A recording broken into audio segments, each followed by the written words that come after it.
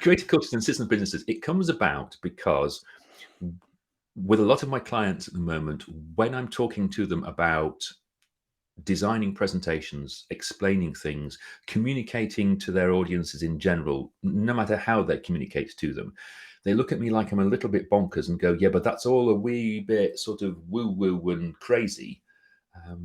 No, we're accountants. We can't be doing that. We're a local authority. We can't be doing that. We're a computer code and design program. Serious internet security stuff. We can't be doing creative. And I was banging my head against a brick wall until it was actually my wife pointed something out to me a while back.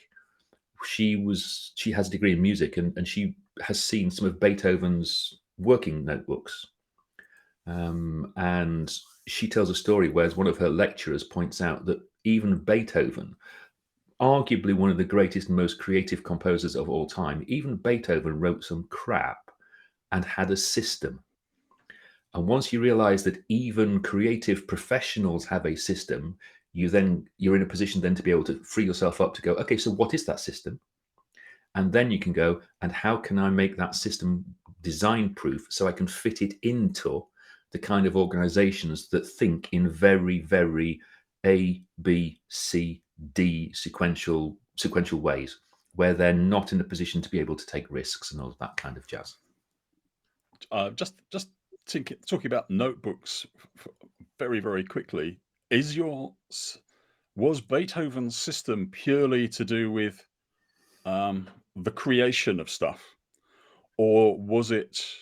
Because the reason I ask is because Leonardo da Vinci was supposedly one of the world's most curious people, and he still exists somewhere. His notebooks and sketches, hundreds and hundreds of them, filled with.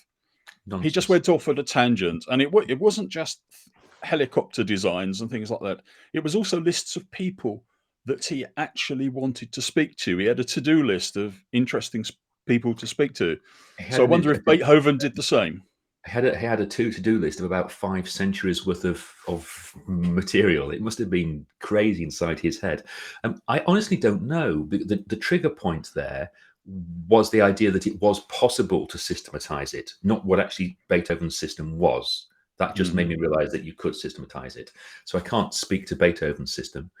What I can speak to is what most people in the creative industries do now, which is to differentiate between, and I think this is what's sitting behind your question, to differentiate between creative process, coming up with the ideas, filling your notebook, and then picking an idea and executing on that idea. And the reason that people in the creative industries have the reputation for being flaky is that they tend not to do that last bit. They concentrate on create, and they ignore this bit. What people in systems industries need is this bit.